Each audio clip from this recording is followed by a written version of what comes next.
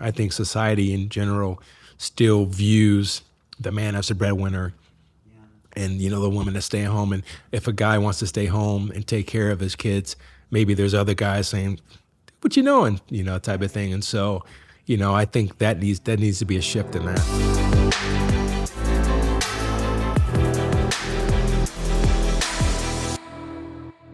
Hi, DC. Thank you so much for being on the show. I was wondering if you could give our listeners an introduction of you. Sure. I'm DC Crenshaw. I'm the publisher of Fête Lifestyle Magazine. I'm also the co-founder of Little Diners Crew. We met on, what was it, Executive Committee, Chicago Executive Committee? You were... Yeah. I was moderating and you were on the panel. That was really fun. Yeah, that was. So I'm like, I need you on my podcast, and here you are. Yeah. I'm excited to be here. So Good. Yeah. Mm-hmm. So I would love you to start, just tell us a little bit about your very interesting story that I've learned a lot about you in the last couple of weeks. So. Wow. So, I don't know where to start, but, I guess... Ohio. I'd say start in Ohio. Oh, okay. You want me to go way back? I want you to go way back. Yeah. Well, I grew up in a small town called Massillon, Ohio, which is in northeast Ohio, about an hour south of Cleveland. It's a small town, football town. That's where I grew up. Ended up playing football and getting a scholarship to play football at Bowling Green State University. Congratulations, that's huge. Thanks. Not many people get those, and I don't, you know what I mean? Like, so my son played at Ball State. Oh, that's right. That's right. Yeah. And Bowling Green, so he was in the MAC. Yep. Was like definitely looking at him, and that was another one. But I just think it's so impressive because it's something like what, 1% or 2% of high school athletes that get that, and it's a lot of work. It's a lot of work. I've you never take it for granted. I played with guys who kind of took it for granted. Yes. And ended up losing their scholarship. So, having something like that, and my boys want to, they want to play college ball, not necessarily football, but one of them does. One of them wants to play baseball. But, so, if you get that opportunity, you got to take advantage of it. But, absolutely. But I was a biology pre-med major. Didn't really know what to major in. Someone said, you should be a doctor. And so I was like, yeah, I'll be a doctor. And so that kind of happened. Yeah. But afterwards, I got into the pharmaceutical industry. And while I was in industry, I worked for J&J, I worked for Merck. But when I was in the pharmaceutical industry, I would wine and dine my clients all the time. The doctors, take them out to lunch, the nurses and things like that. And so I kind of developed a passion for finding good restaurants. And then I found myself introducing my friends to those restaurants. Yes. On the weekends. And so when I moved to Chicago, there were so many great restaurants that people didn't know about because, back in 99, 2000, there was no food-centric places. Like, there wasn't no Food Network. There was nothing going on that was food-centric. And so I started a dining club for people called Fête. And the whole idea was to introduce people to the newest restaurants that open in the city and the restaurants to their people. Probably a social aspect to it too, where people new to the city could meet other couples, or I'm sure there was some aspect of. Well, I was single, so it was really about the whole. Or single you could crowd. meet women. Exactly, but I was kind of bringing people together from different walks of life. One thing I noticed about Chicago when I first moved here was how segregated it was. Yeah. And the black folks lived on the south side, white folks lived on the north side, the Latinos or Hispanics lived on the west side, and no one was coming together. And so I discovered that I was able to bring people together through food. Beautiful. And so that kind of worked out and developed this good following. And, over time, it just kind of evolved from there. But food is such a good connector, community around the table. Yeah, food and sports. I always say that those two things bring people together. You can be at a game, you don't know who's beside you, but your team scores a touchdown or, hits a basket, you guys are high-fiving each other. Absolutely. Yeah. Absolutely. Yeah. I grew up going to Bears games, all the home games. So my dad was a big football player and had season tickets. And in those days, the people that were next to us were always the same people. You know what I mean? Like, but you get to know them because you're at every home game, and there was absolutely relationships built around football. So yeah, absolutely. Not lately. We don't have much going on with the Bears, but it's not a lot of high five going on. Yeah, nothing to cheer about. No. It's a foundational year. Yeah, well, it was supposed to be. We were supposed to be like competing for, I don't know, the conference championship or something. Yes. And it happened, and it doesn't look like it. Yeah. It's so hard to be a Bears fan. It is, It's just, and I picked them to go like 4-1 the first few games, and my buddies are like, "What's that prediction again?" So I know. Yeah. I know. My son was right there with you. He's like, it's horrible. Yeah. But food brings people together too, because you can be dining at a restaurant and you see someone come by with a good dish, and you're kind of looking at the next table, and then you kind of connect with folks. So absolutely, love those two things. Yeah. So then, what happened after that was established? So Fête was basically it was like my creative outlet, because I was still in the pharmaceutical industry, so it was like my side hustle. Okay. Was it something that you did to make money, or more like you're saying, more a creative outlet? It was more of a creative outlet. I mean, I was making a little bit of money, but there wasn't something I could have quit my job and paid the bills with. But it was more like, how people are in a job, and that job pays the bills, but what you're passionate about is what you really want to do is something maybe you do on the side. Yes. And so that's what Fête was about. And then, fast forward down the road where I got married, and I was still in the pharmaceutical industry, but I ended up losing my job. So in 2008, it was a bad time for everybody. Yeah, I lost my job. My wife was 3 months pregnant with our first son. Stressful. Yeah. And so, at that point, I wasn't really worried. It was like in January or February, something like that, because I had a good resume, and I was like, I can get a job. Fast forward a year later, I still didn't have a job. Yeah. Probably the hardest time to be looking right then. Yeah, and it's hard to find a job when you don't have a job. And that's so true.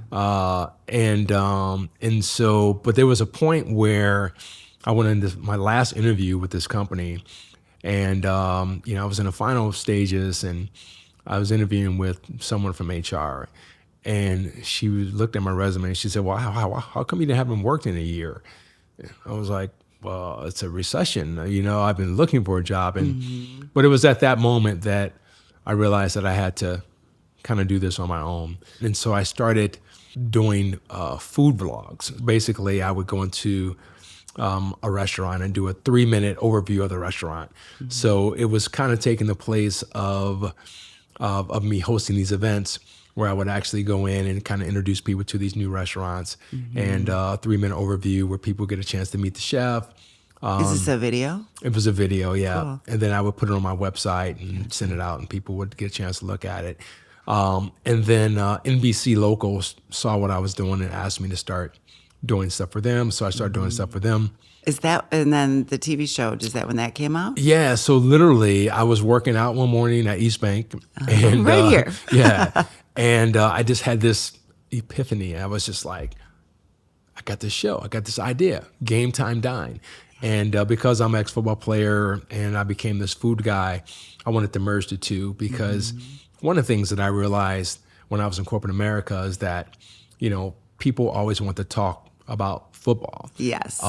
And there was so much more to me than just football. And so, I was interested in this, I was interested in that. And so I knew that there were guys out there that played football or sports in general, that were just more interested in other things. I watched the episode with Israel. I loved on that episode, like he was chefing it up. That was really cute. Yeah. And it does show you another side of a football player. I thought that was brilliant. Yeah, I mean, now I think it's becoming more popular to show, people in a different light, athletes, celebrities, and things like that.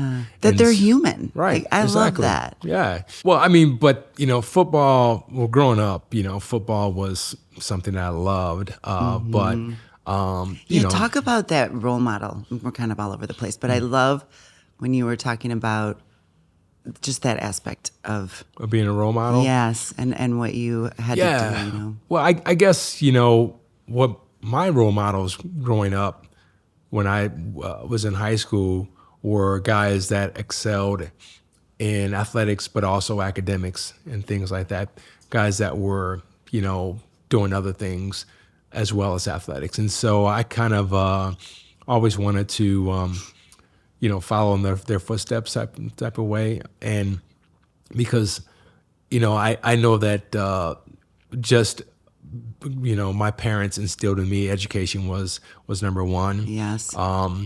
And obviously athletics helped me get to helped me get to college. I don't know if I would have went to college if I didn't have an athletic scholarship, but academics and being involved in other things was important as well. And like we were just talking about my son just getting injured recently, and it's so big in his life, and I'm sure you get this. It's like, now what am I if I can't play? Yeah. And it's hard. And so many people, so many athletes define themselves as just being an athlete. And, if you're a star athlete growing up, you have everyone that's what they identify, and they, you're in the spotlight. And it's a lot of pressure for kids. Exactly. And then when you lose that, I remember my last college game, and I knew that I was going to have a chance to play, after college, but no one else had the opportunity that was a senior, right. On my college football team. And so it was like you play the sport when you're 10 until you're 21 or 22. And then all of a sudden, it stops. Yeah. Because no one is coming to your house to say, hey, let's go play a pickup football game, Yeah. And so, and I also remember, when I was playing arena football, which is an indoor professional football league, when I decided to hang up my cleats, I had to try with Detroit Lions, but I didn't make it. And my parents were like, okay, are you going to keep chasing this dream, or are you going to start your career? I had a degree to fall back on. Yes. But there were a lot of guys that I played with in arena football that didn't have that. Yeah. And I think maybe 8 years after I stopped playing, I turned on the TV and I saw a guy that I was playing with still playing, Wow. And they weren't making a ton of money. But it was so hard on your body. Yeah. And they didn't have that to fall back on. And so, it's important to have other things other than just being an athlete. And I think when athletes nowadays show that, I think they're being, they're telling kids, hey, look, you don't just have to be pigeonholed as an athlete. Yes. You can be other things than just an athlete. Yeah. And find other things that you love. Mm-hmm. Yeah, that's important. Yeah. So the show was Time Dine. I started with Israel Donajay. Mm-hmm. Good dude. He wasn't the Bears star player, but he, Izzy was different because he gets it. He had a vision. Mm-hmm. He's a successful entrepreneur. He's doing so many great philanthropic things. Too. I remember very philanthropic. Yeah. And he was great on the show. And we shot. I had no money, no budget, and I convinced him to do the show. He was great. He showed up every Monday. We shot, and then I had a team of guys that believed in the show. No money. They were basically working for free. But I promised them. I said, "Hey." It looked fun though too. I think they had fun with you. They had fun. Yeah, they get to eat. They got to eat. They got to meet other athletes, stuff like that. And so chefs. It was fun. Yeah. The second year, I ended up getting sponsorship through Pepsi and Mini Cooper, so I was able to pay guys, and we got Emmy nominated twice. That's huge. Yeah, it was. Who thought? A guy had no experience in doing a TV show and being able to get an Emmy nomination cannot be easy, is it? It's got to be. Well, honestly, I didn't know because I had never been in the space, and so people were saying, number one, how'd you get a show on TV, and number two, how'd you get Emmy nominated? And so it was like one of those things, like okay, it was pretty fun, yeah. Mm-hmm. So, any chance it's going to come back? We're working on it. Actually, we're working on. We're talking to a couple of different networks, and we have some athletes signed up for season 3, basically, nice. And hopefully it'll come out maybe next year. We'll see. Yeah. That'd be great. Yeah. You are a serial entrepreneur. I am. I can't see you doing a 9-to-5 job. Well, it's so funny at this point. Well, what's so funny is that you sometimes God puts you in a situation that says, "Hey, you want this? Go get it." Yeah. And I kind of felt like that happened with losing my job in 2008. I always had an agree. entrepreneurial spirit. Yeah. And you just had to figure it out. Forced you. It was a little nudge to go do what you have passion about. Yeah, exactly. And then figuring out how to make it done, make it happen. So, but no, I like being an entrepreneur. I mean, there's something also nice about knowing that you're going to have a steady flow of income. Yeah, that's true. A little comfort. Yeah, but the reward that of creating something and building it and then seeing it come to fruition and seeing it become successful is something that I don't think I can get if I had a 9-to-5. So, yeah. And they all kind of flow together. So you haven't really touched on your magazine much. And I also took a look at that. It's beautiful. Thank you. We got to get you featured in there. I would love to be featured in that. I was like, wow, this is beautiful. So talk a little bit about that. So these are all kind of going on at the same time. Well, so Fête Lifestyle Magazine happened as a kind of like as a result of me needing to evolve Fête, the dining type of thing. And so I had almost like a platform for it. Yes, okay. Exactly. And so I used to send out a newsletter, every week, every month, when I had Fête of the dining club. And then everyone else started sending out newsletters. So everyone had a newsletter. And I was like, it wasn't really serving, any purpose anymore. Yeah. And I said, I need to do something different. And I said, well, I'm going to start a magazine, but I want to do a digital magazine. And then I wanted to also do something different where I only had all female contributors. And so I love that. So tell me about that decision. Yeah. That caught my eye. Well, I know that a lot of women have a lot to say, but they didn't have a platform to say it. Mm-hmm. And I used to get a lot of women that come up to me and ask me, things about how to get a blog started and, how to do this and how to do that. Mm-hmm. And so I was like, let me create this. And I asked some friends, initially to, hey, we'd like to contribute, not just in Chicago, but from around the country. Right. And they were like, yeah, I would love to do something to help you out. And then they were like, oh, I know this girl over here and this girl over here. Yeah. And so before you knew it, I had, women all over the world that were contributing content, all the way from New Zealand to Australia to Costa Rica and stuff like that. Cool. And it could be content on anything that they are interested in or anything that they're they expert were in. About. Exactly. Cool. And it kind of evolved over the years. If you look at, issue number 1 to issue 106 now, you can see how it evolved, where now we focus on lifestyle content. And what I asked them to do is contribute anything you're passionate about, but really try to help people live their best lifestyle. Whether it's, parenting, whether it's wellness, health, beauty, travel, cars. I guess some beautiful cars. Yeah, exactly. Yeah. You know what it's reminding me of? So Christy Hefner's been on the podcast. Oh, wow. But it's reminding me, I did, a lot of research on her and of course, her father. And so Playboy started that way, I mean, it really, they always say the article, it was about the articles, but really that was, I watched that show, American Playboy, is that what it's called? It's the Hugh Hefner story. And I thought it was really interesting how he started it. Mm-hmm. And it was really along that, like there was nothing for men, right? A lifestyle kind of magazine. So, well, and I always like things I knew that it would, it would eventually evolve to what it is. So I just kind of let it morph. And over the years, 8 years later, 106 issues later, it is what it is. And I think people, I think we've gotten better.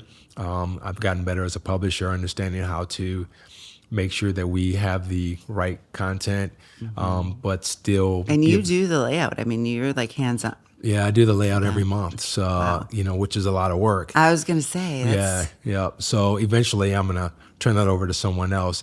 I try to turn it over to someone else, but sometimes you just gotta do it. You just gotta do it yourself. So eventually, I'll probably train someone to take over and just kind of do it. But yeah, we got to get you in there. Yeah, that'd be fun. But so the magazine is it kind of happened because I needed to do something different with the newsletter. And so, the It's like magazine elevated.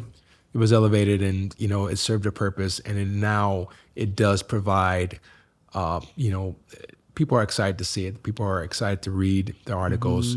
A bunch of contributors like to, add to it and contribute. So it's been good. So then, when did Little Diners Crew evolve? Yeah, so Little Diners Crew kind of happened because, my wife and I would always go out to dinner with our boys, and she grew up in Vancouver, British Columbia, she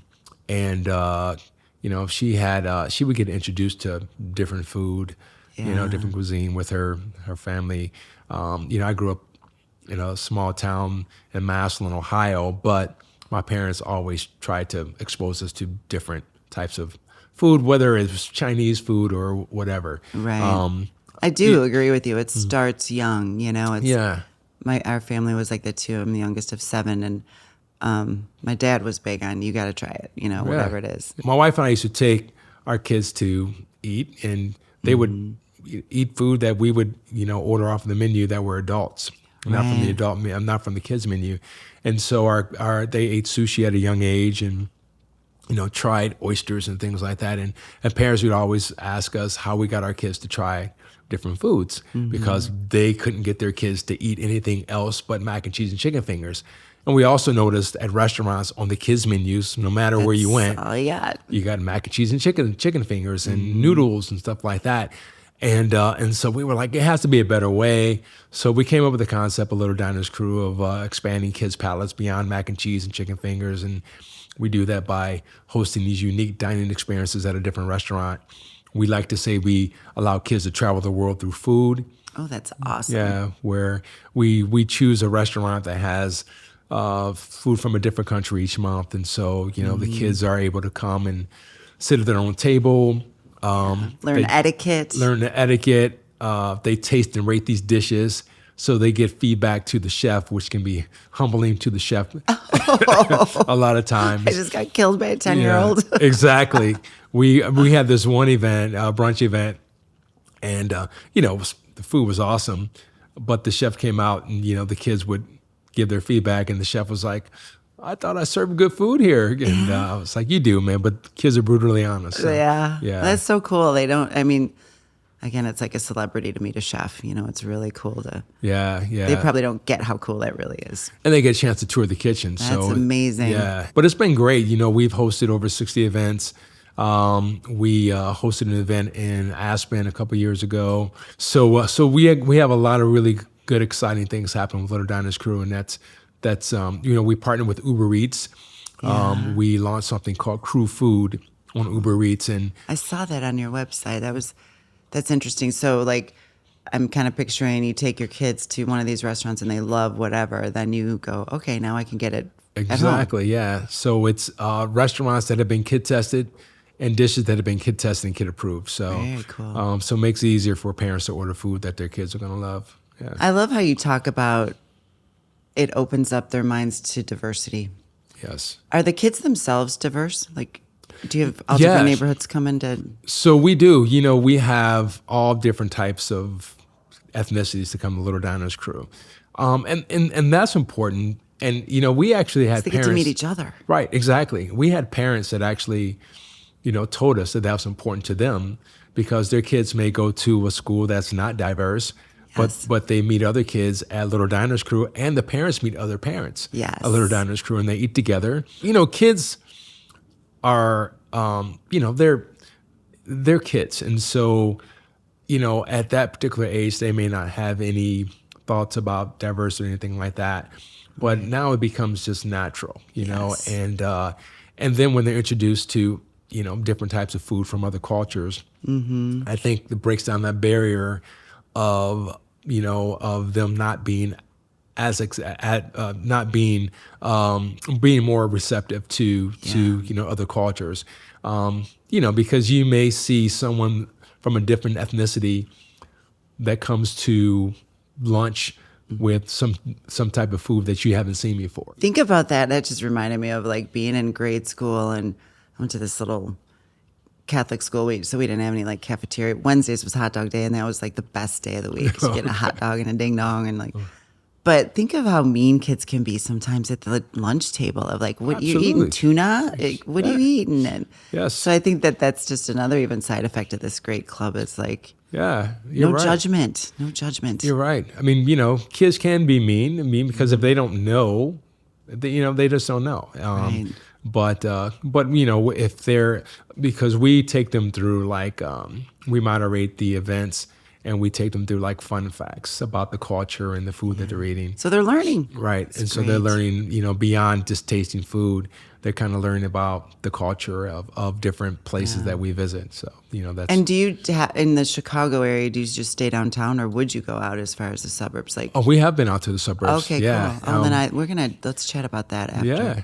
And then I know you're gonna bring them to Edlong, which I am so excited about. So tell me how that's evolving. Yeah, we're excited. I think we're going to do that sometime in the next few months. Okay.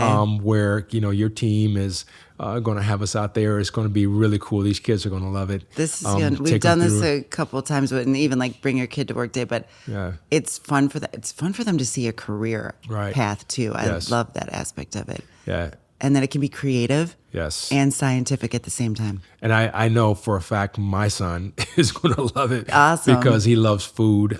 Both of my kids, but my youngest, he wants to do a restaurant. He wants to be a chef. He wants to do all these things. So I think that's going to be. You've created a monster. Yeah, and sometimes Little Diners can be very expensive for us because no longer can our kids eat off the kids menu. They're like, I want that $22 entree right there. And I'm like, dude, slow your roll. That's a really good question. Do you let them? Like, I remember being younger and going out with my dad, and I had to ask. Like, it had to be a special occasion if it was going to be. Because he created a monster in me. I love lobster, crab.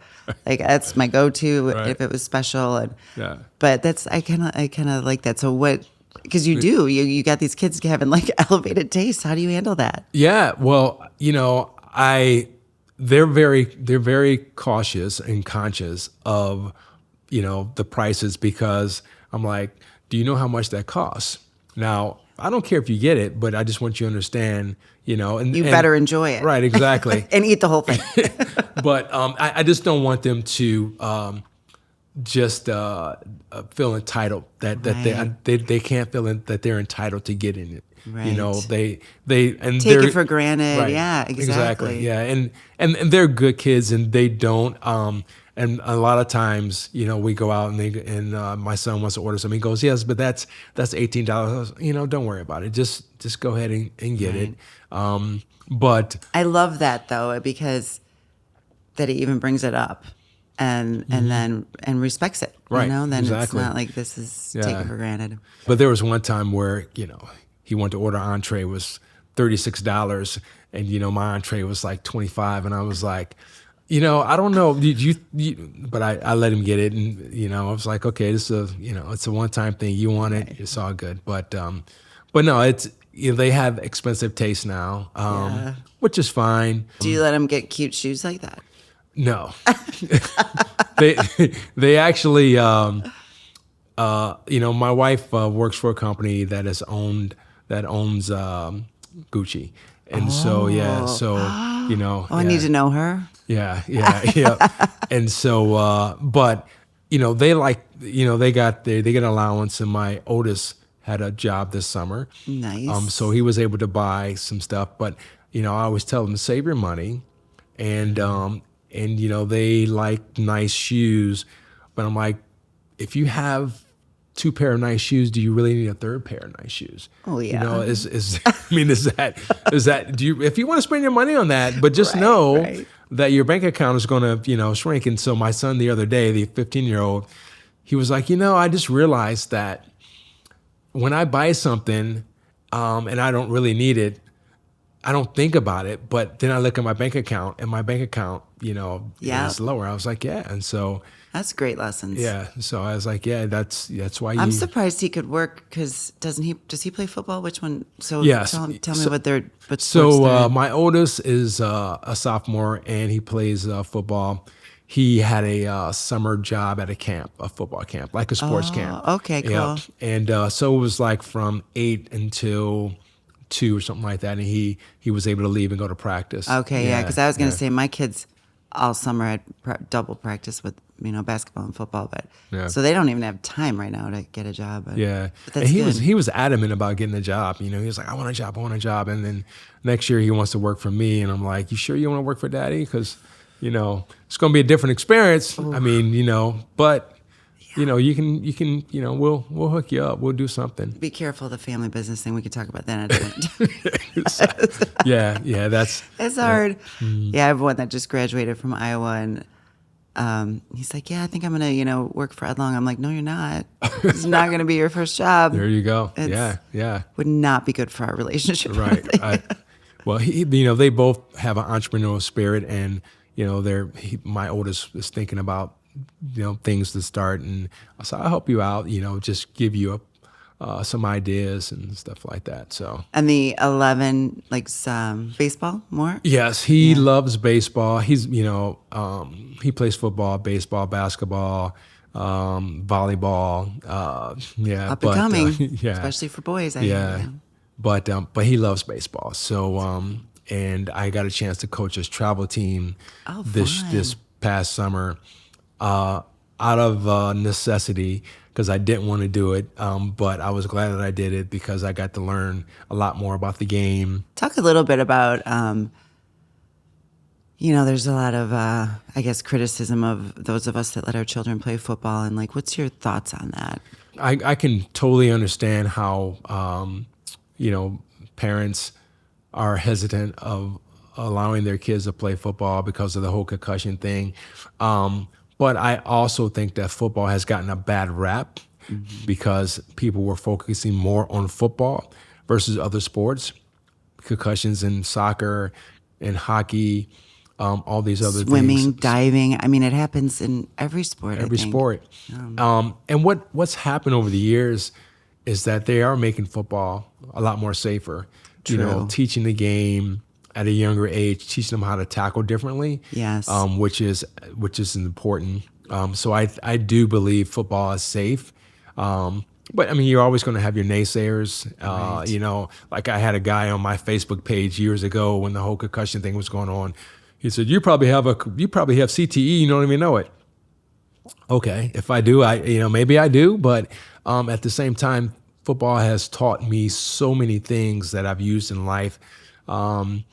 First of all, how to be competitive, how to persevere, how to work hard, how to manage my time, how to commit, and those things. Not just in football, but in all sports, you get those. Get those things, and totally agree. camaraderie with my teammates. That's huge to me. I think, and my son that played, I think he struggled with finding a job that he felt team. And exactly. That's what he was looking for. And he seems happy where he is now, but, and he couldn't sit behind a desk. He's like this, we had an econ major, supply chain. Yeah. Hated it. He was looking for that team. Yeah. And I'm sure your son still keeps in contact with his guys from Ball State. Oh, they were, it was the high school a pseudo reunion. It was hysterical. They were living their glory days. They had played golf all day. So his old quarterback from high school is a great guy now, organized a golf day, and then they went to the rival football Friday night lights, so he got to see his little brothers play. Like I'm on a text chain with, my freshman guys I came in with at Bowling Green, and, we still just give it to each other all the time on text, and but we're close, and, that's what football gave me. It's like family. Right. And I remember as, my teammates when I first played at 10 years old, 11 years old, I still remember those guys. And you still remember these guys that you play with. Sometimes I don't think you can get that in a lot of other sports. That's what my boys say. They play basketball and other sports, lacrosse. But there's something about, and I always go, why? And it's the camaraderie of football. That's what they love. They say it's our favorite sport. Yeah. And that's due to the coaches. Yeah. They have some great coaches that have really, I'm trying to get their head coach on next season because he's obviously a little busy right now. Right. he said he's going to do it. And I think it'd be really fun to have like a behind the scenes with my boys and him and like, yeah. So, but yeah, he motivates and inspires them a lot. Well, coaches matter. I mean, coaches really matter. And, I remember, I went to Bowling Green because every coach that recruited me. And I remember my first football coach, beside my dad. But, yeah, I mean, coaches matter, and coaching in corporate America matters. Yeah. They're mentors. And so, Right. it's huge. So what is the legacy that you'd like to leave behind? That's a good question. And, like I always said, I don't necessarily think about that. I think that would take care of itself. And, one of the things that I just kind of focus on is trying to do the right thing, trying to be the best dad I can be, the best person I can be, and really just kind of, talk to my boys and show them as someone that they I think that they really look up to me. Sometimes you don't know that until they tell you. And your son just did a little thing at school, didn't he? To share that story. I love that. Like the first week of school, like they did this project in school where I think they kind of created this little origami. And on the origami, they had to write all these questions or answer all these questions. What's your favorite sport? Who's your favorite team? Places you'd like to travel? And one question was, who's your hero? And, the first person he had was me. That's so sweet. Yeah. And so I was just like blown away. I mean, I was just like, wow, for real? And because you just don't know, and so just seeing that, I mean, I was just like ecstatic. That's legacy. Yeah. I mean, I don't care about being named number one in this or that and that. Right. But if your son or daughter, thinks that you are one of their heroes, that's all you can. That's all you can hope for. Yeah. Are you still like the stay-at-home dad? I mean, I know they're older now, so yeah. Is that kind of your responsibility though in your house? So when I got laid off, I was the stay-at-home dad. So because I didn't. And you had a baby then. I had a baby. Brand new baby. And so I was stay-at-home dad, looking for a job, trying to build a business. Yeah. So my kids, they've never known me to have a 9-to-5. So I've always been at home, and so one of the things that kind of ticks me off sometimes is when I see things that are posted on social media that says, dads don't do this, dads don't do that. And I've always been that dad. I've always been the dad to get up in the middle of the night and help change the diaper or get them dressed in the morning, make breakfast, take them to school, pick them up, do their homework. And I love that you said, and I think it was on a podcast I listened to or something, but you were saying how it makes you appreciate parenting. I mean, you've had to be in the throes of it, and I think that's great perspective. I enjoy it. I don't. I couldn't see me doing anything else. I mean, sometimes I think I was born to be a dad. I love that.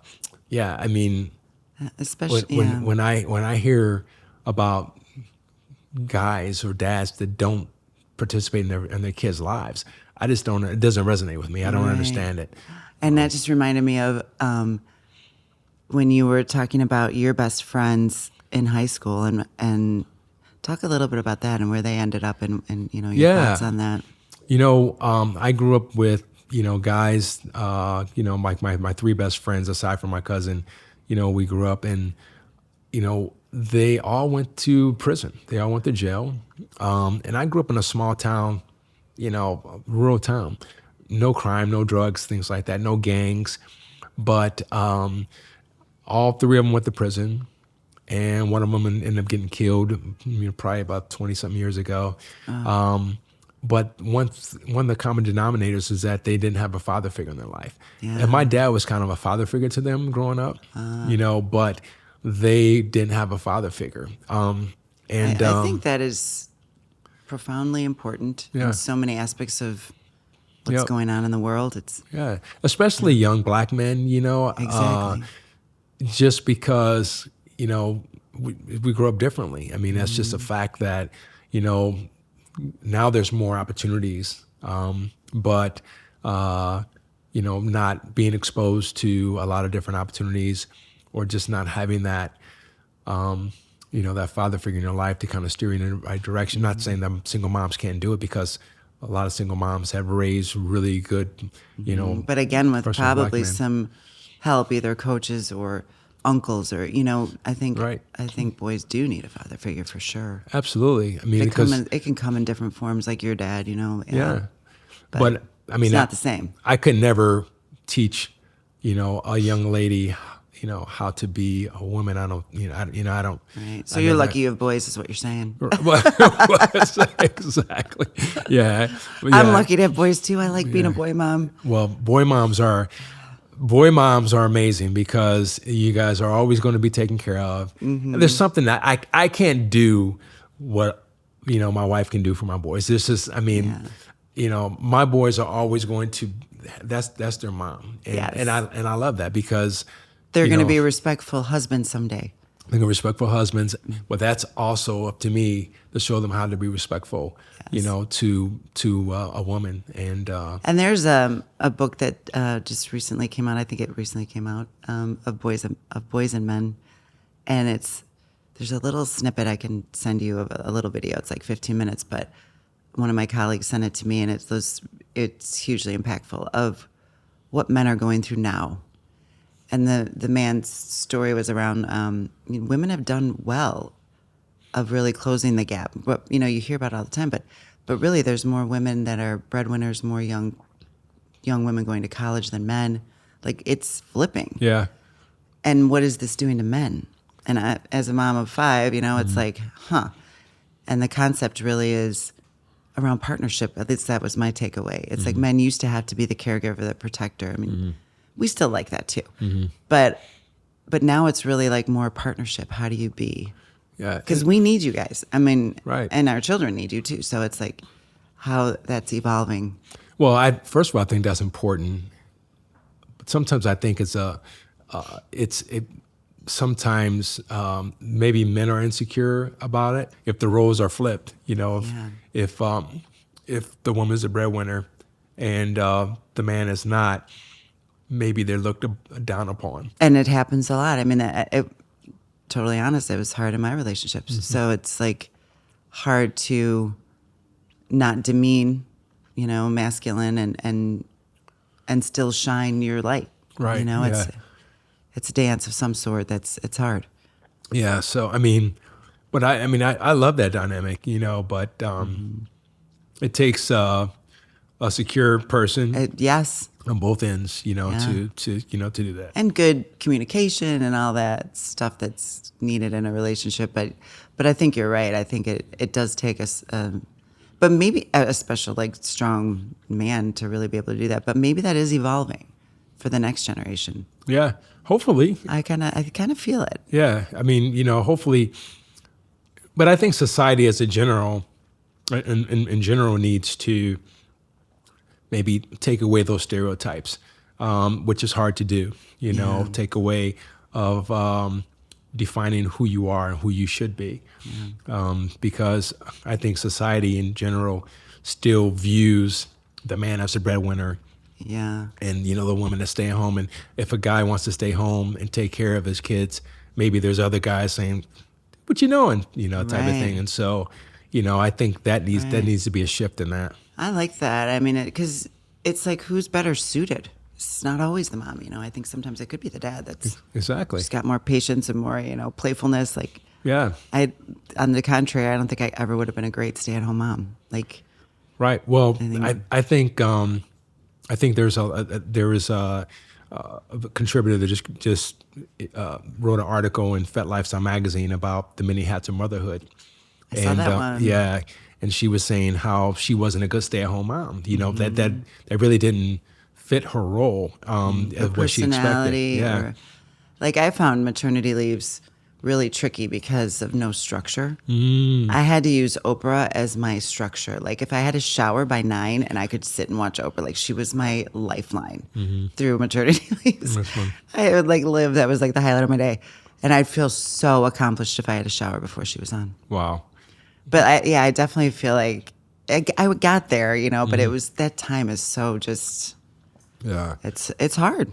Well, hard. I hear that, and so being a stay-at-home dad, I had a challenge with that because I wasn't making any money. I was looking for a job. I love being at home with my son, but, I felt the pressure of, I got to take care of my family. I got to take care of my family. You couldn't enjoy it. Right. I was probably felt like, can't just sit and enjoy it and go to the park and be in the moment. Exactly. Yeah. That's too bad. Yeah. Because I was always trying Now to build looking a back, business. do you wish you did? You know what I'm saying? Like, do you wish you kind of? So, the stress that we had, as far as a family financially, I don't wish that on anyone. Right. But you can't replace being at home and, raising your son and just, kind of laying that groundwork, laying that foundation, year after year. And my kids to this day, they don't know what it's like for dad to be away for an extended period of time, because I'm always there. I'm always, taking them here, taking them there, taking them to school. And I told them, I said, you don't take me for granted because, it may not be like this all the time. So, Yeah. But that's a good point. Yeah. Because a lot of times the mom is taken for granted. I feel like at least Exactly. in my growing up, it was like my dad, he was on the pedestal. My mom's like, what about me? I'm the one Exactly. doing everything. I'm like, that's true. And I found myself doing that. I find myself like, dude, you taking me for granted, and so I understand what that feels like. And so, but I also think that a lot of dads get bad raps because I'll tell you a story. I was with my boys on a Saturday, and we were having lunch in Lincoln Park. Lovely. And a nice couple, older couple, they were sitting right next to the table, and she complimented. She was like, "Oh, your boys are so well behaved. Mom did a really good job." Wow. And she said, "You guys are giving Mom the day off, huh?" And I was just like, "No, Mom doesn't have the day off," type of thing. And I think I posted something on social media that day because I was really ticked off. I was like, why do you assume that, I'm not involved in their lives, and that their mom was the only one that, raised them or gave, and so, that's insulting. Yeah, it is. It's very insulting. And so when I see, I saw someone actually post something on social media recently, a friend of mine, and it says something like, moms do this, and this, and dads do this. And I jokingly emailed her back and said, not this dad type of thing. And so That's good. I mean, you got to educate people. Right. Yeah. It's all that. Yep. No labels. No labels. Yeah. I like that. Don't let anybody define you. Yeah. That's one of the powerful. things. Yeah. Well, it has been an incredible pleasure chatting with you. I got to know what DC stands for, though, because I don't think I found that anywhere in what I was reading about you. That's classified information. Is it classified? It's classified information. It's I like would Donald. Have to. Now I'm no, going to make not up Donald. I can tell it's classified because it's nowhere. I'm like, what that's so does funny. DC Yeah. stand? So my name is Dwayne Crenshaw. Yeah. So Dwayne's my first name. Okay. Yeah. And my middle name. I like Dwayne, though. That's. Yeah. And so my middle name starts with the E, it's not a C. So funny is that when I started playing football, I got the nickname DC. So when we were in practice, we just started playing, we were in practice, and everyone had white helmets. And so at water break, we would, throw our helmets down and go get water and come back. And we all had our mouthpieces on our helmets. And so sometimes people would get helmets mixed up. So I went home and my mom found out, and she was like, "You are not putting anyone else's mouthpiece in your mouth." So she got this big black electrical tape and put a big D and a big C on my helmet. And I went back to practice, and coaches was just getting to know people's names, and he was like, "DC, come here." So that's how DC was born. I like it. So everyone started calling me DC. And then when I was in pharmaceutical industry, people call me DC, but on my card, I was like, I want to put DC on my card. And my boss was like, well, put DC on there. I was like, yeah, but I don't have a last name. She's like, well, just put DC Crenshaw. And so that's what happened. I put DC Crenshaw, and then I went into an office. Yeah. And a lady was a receptionist. She was like, DC Crenshaw. Wow. Sounds so powerful. I was like, it is. That's good. And so that's what happened. Yeah. I like it. Yeah. So, DC, thank you so much for being on the show. It's been a true pleasure. Thank you for having me. Love being here. Great. Appreciate it. And let our listeners know where they can find you. Sure. You can follow me at DC Crenshaw on Instagram and Facebook. You can check out littledinerscrew.com and FetteLifestyleMag.com, FETE lifestylemag.com. All right. Well, thank you so much. This has been a pleasure. I really, really have enjoyed it. And I think you gave a lot of nuggets of good advice. Thank you for having me, and congrats to you and your podcast. And thank you. Just happy to be here. Good. Thanks. Thank you.